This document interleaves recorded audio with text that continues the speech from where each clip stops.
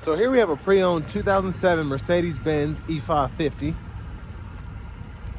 Now this one is a rear-wheel drive model. Comes in the standard black, and then we have beige leather interior.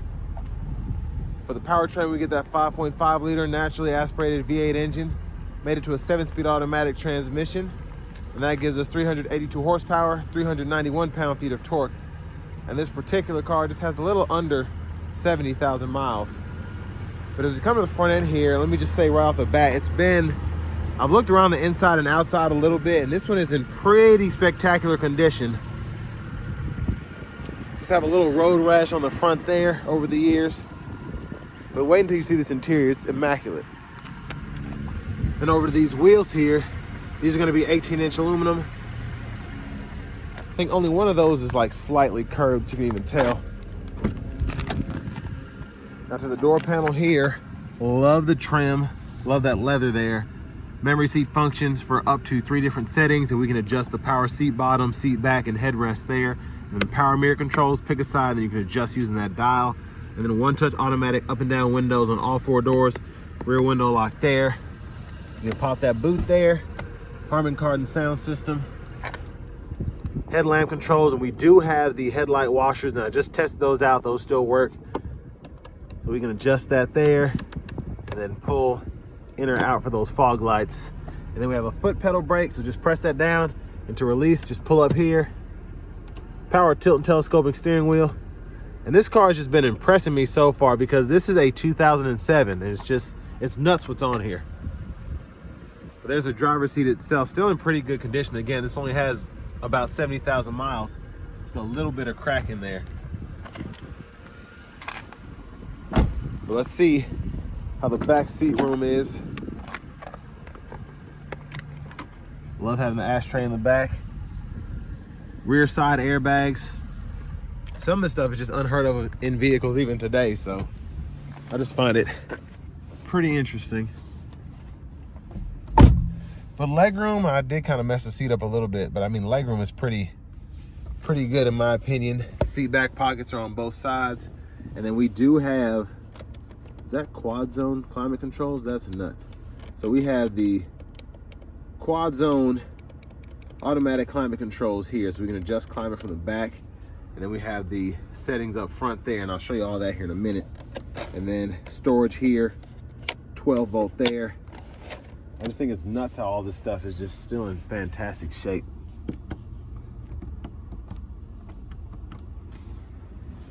And then our middle seat folds down. And then we have a little storage pocket in the middle. And then cup holders right there.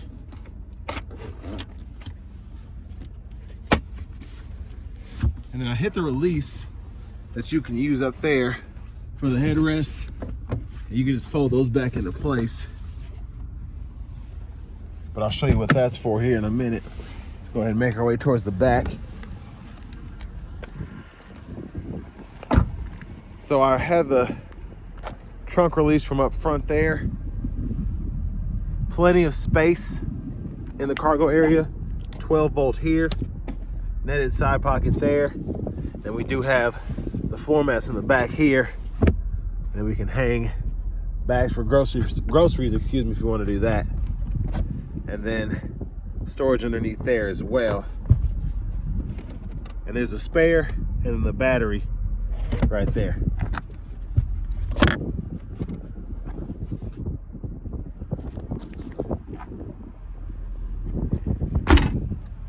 Big shout out to Auto Collection of Murfreesboro for letting me review this E550 today. I'll leave a link below in the description of this vehicle in particular.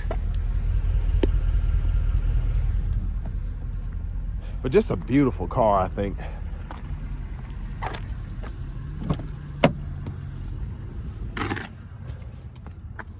Now there we do have those up. I'm assuming this seat does not fold down. Maybe it has something to do with that rear sunshade back there. But we do have our anchors right there. And then I'm assuming it's to get to the tethers maybe while we fold those seats back and forth. I don't know. But that's interesting that the seat doesn't fold down.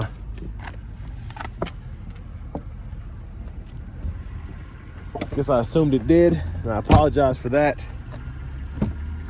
And then we do have a lockable fuel cap there. Front passenger seat controls pretty similar to the driver's side. Netted storage there. Storage pocket, and then we have a lockable glove compartment here.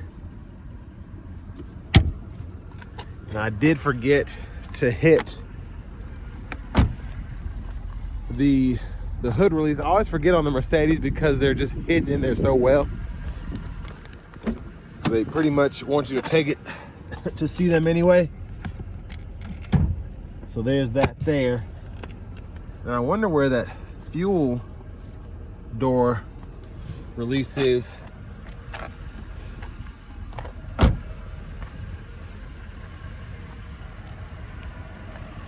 But when you pop the hood, this comes out. Pull that and lift. And it's mostly covered up there, but there's that 5.5 liter V8.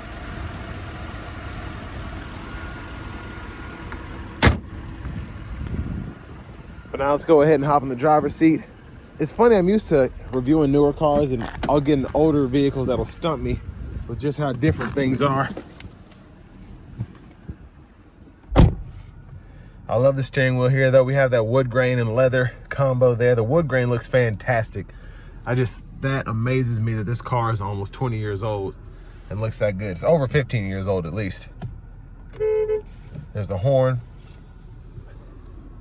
Now over here, we're gonna start with the AC controls because these are above the actual radio screen. So we do have, again, quad zone auto, which what I think is great about this is I can turn the auto mode on here and then I can turn it off over here.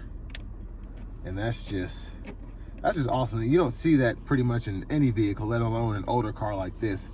But we can adjust the fan speed here, cut that off, turn it back on, adjust temperature again, then we have the rear temp we can control as well.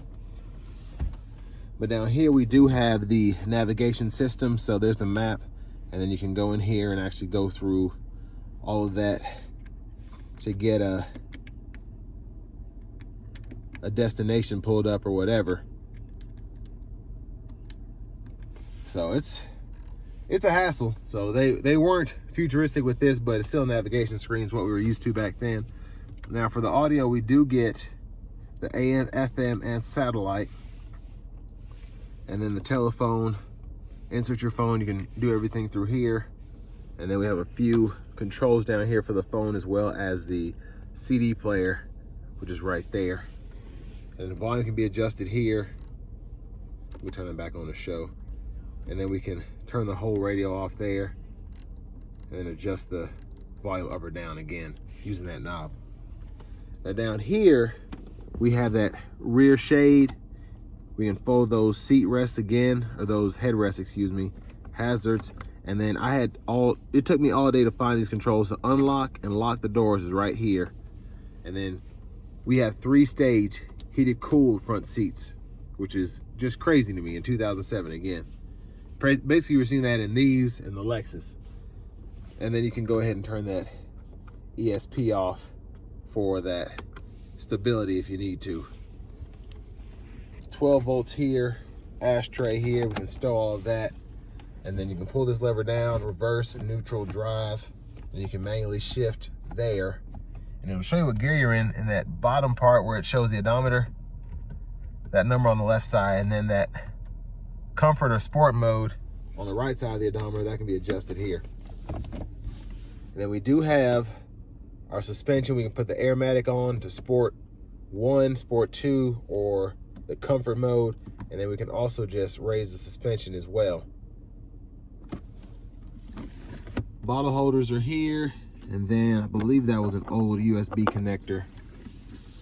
I don't know if that still works. It's kind of fried, it looks like, or frayed, excuse me. And then our sunroof, pull that sunshade back and we can either slide that one touch forward or back or tilt. It actually tilts up pretty high, which I like. Another look at the back end. And then lights, vanity mirror, Does have a light there.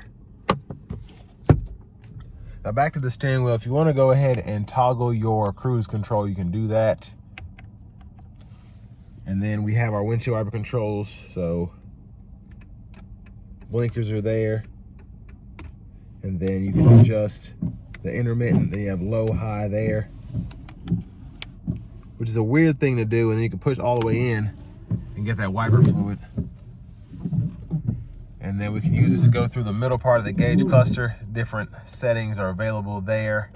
Well, actually, this is to go through each sub menu, and you can go through the sub menus themselves by hitting these buttons here, going back and forth. And what I like is you can go in here and then actually adjust your radio station. You can kind of tune and go through your presets there. So by going up or down there. And then volume up or down here, then your phone controls are there. Now within here, I'm gonna go back. I can go here, and then through the settings, you can press the reset button for 3 seconds, and then you can go ahead and adjust those settings there. And then within those, if you wanna go ahead and reset to factory settings, you can do that. So pretty neat. And also you have the clock there that is just now, I believe, reset to the right time by itself. That's pretty interesting. And then the check engine light's on there. I don't know why, but we'll probably figure that out maybe. And then your voice recognition controls are gonna be right here. Cancel. And then you have your key fob. But next, let's go ahead and take this 2007 Mercedes-Benz E550 out on the road for a test drive.